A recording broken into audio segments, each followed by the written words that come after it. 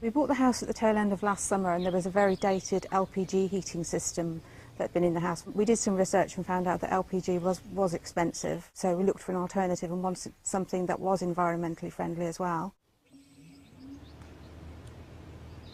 We decided to go with the solar panels and the heat pump, and as you can see, it's a nice little purring machine that's not too noisy.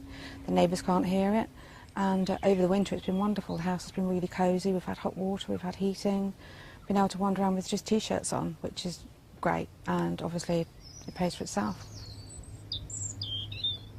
It's a Mitsubishi EcoDan heat pump. It kind of works the opposite way to a fridge. From a technical perspective, what it's doing is taking energy out of the air, even at very low temperatures. So even down to sort of -20, -30 degrees, there's still energy in the air. And the way it works is by pulling the air through a fan, and it's actually heating a refrigerant that boils at a very low temperature. That's then pushed through a compressor that heats it further, creates temperatures of up to about 60 degrees, which you can use to heat your water and your radiators or your underfloor heating system. Sized, it is designed so that we can provide all of the heat and all the hot water for this house. This little box on the wall is the thermostat that controls the temperature overall in the house.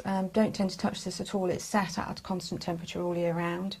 The bottom number is what it's set to, which is 20. The top number is what it actually is in the house at the moment. It's not complicated to use at all. It's quite easy.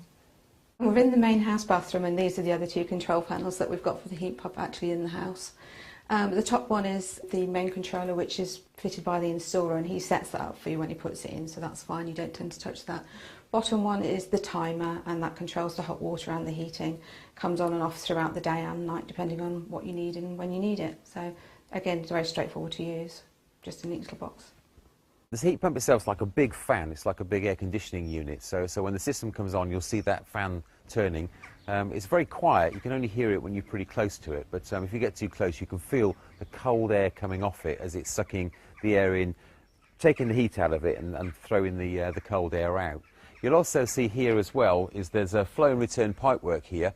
So this particular pipe here will take the warm refrigerant through to the hot water and heating system, and this one here is the cold fluid coming back in order for the process to start all over again.